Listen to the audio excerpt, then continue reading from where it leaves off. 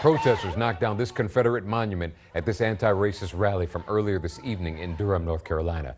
There's a woman there behind that statue there, if you can see, if you look closely. Well, she used a ladder to climb up the monument to get up top. And then she put a strap around the statue of that Confederate soldier, and down it went.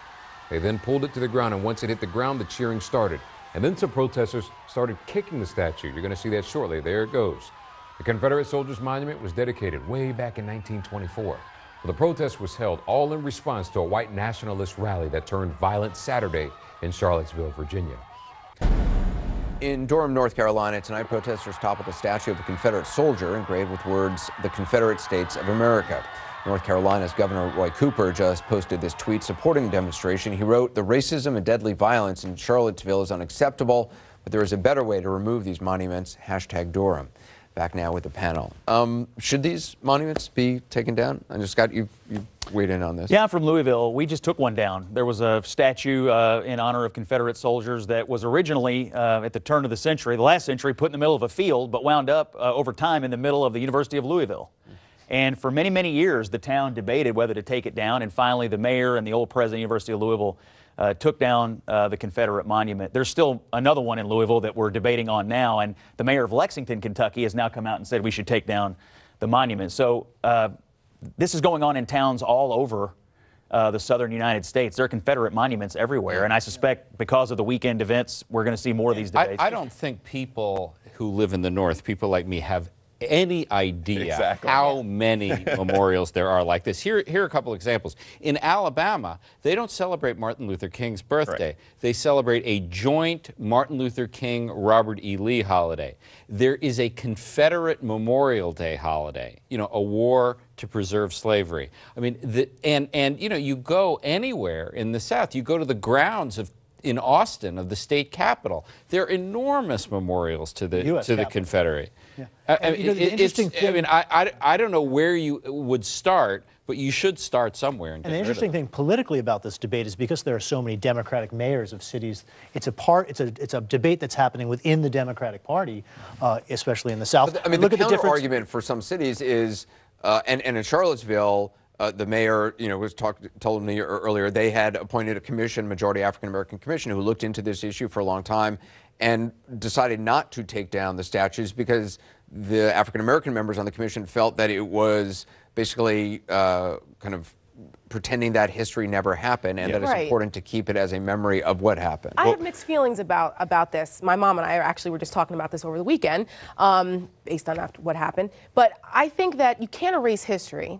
But I think there has to be a way where you can use them as teachable moments. Maybe put them in museums then, perhaps. If towns decide that they want to take these monuments down, then by all means do it. This is, you know, a new century, and, you know, the symbolism of these things are horrible for a lot of people. So you know what? Maybe we shouldn't be honoring these folks, but don't erase history, though. Put them in a museum or somewhere reserved that way, where it's not honored, but it's educational. There's got to be a happy medium. I don't like seeing people just tearing down statues. It reminded me of, you know, the Saddam Hussein statue coming down in Iraq. Like, it was, there's just something about that that's a little untoward to me. I don't like kind of the mob justice here. There's got to be a more civilized way to do it, since, you know, that's the message we're supposed to be sending by taking them down. I don't think anyone's trying to erase history. I mean, I think people are trying to not glorify the extreme of the extreme. I mean, when we're talking about these Southern governors, when we're talking about these Southern United States senators from back in the day, I mean, Pitchfork Ben Tillman, for example, is a statue that's in South Carolina. John C. Calhoun. You know what John C. Calhoun's nickname was?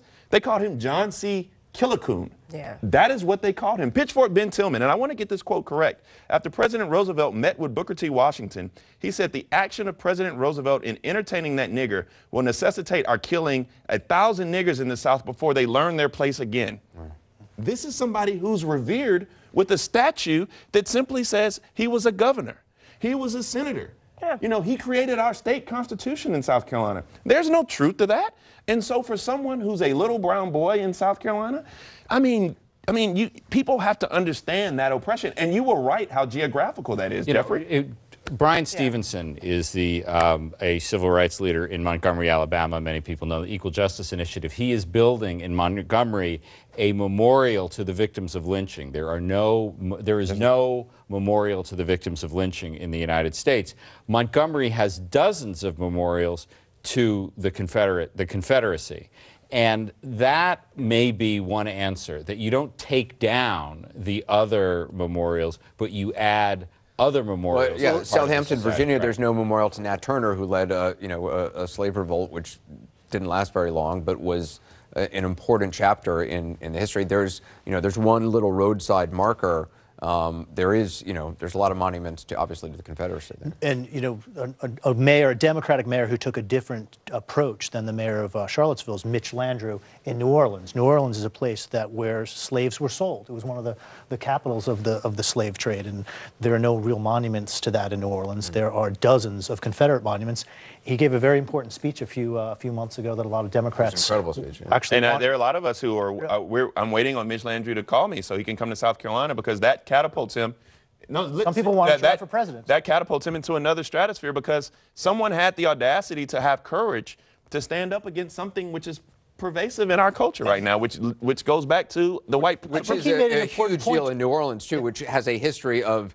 We were talking about this during the break, of not removing the names and sort of adding to it. Yeah, you're talking about but not actually taking it down, which they're now doing. He made a very important point in that speech. He said there's a difference between reverence of history and remembrance of history. And a lot of the Confederate statues in New Orleans and other states and other cities were put up during the cult of the last cause period in American history. Not during the Civil War itself, but later to revere the Confederacy and to revere the lost cause. And that changes what the meaning of those statues were. It was basically a way to lie about history and to tell us a tale about American history that's not actually accurate. Well, at least there's a bipartisan effort, even with what Nikki Haley did in South Carolina and what we're seeing, what happened there in Kentucky. At least we're seeing a bipartisan effort to do something about this, since culturally it seems to be something that's important to a lot of people. So I get it. It's true in Kentucky. Republicans have actually been the ones who've been on the forefront of wanting to take Jefferson Davis out of the state capitol rotunda. There's a statue of Lincoln, and there's a statue of Jefferson Davis. Kentucky birthed both of them. There's actually an obelisk in the Western Kentucky countryside marking where Jefferson Davis was born. It's a state park. But in the state capitol rotunda, you have both men, and there's been an effort to move Jefferson Davis out. It's been resisted by some Democrats. Matt Bevin, the governor, Senator Mitch McConnell have both called for it to be taken out. And so there is a bipartisan effort in some places, but it is a really interesting wrestling with history that's going on in a lot of southern states right now. We got to take a break. More with the panel. We're keeping an eye on the situation a few blocks away from our studio, where crowds have gathered outside of Trump Tower, not exactly welcoming the president home. We'll also have the latest on the president's approval numbers, a new low ahead.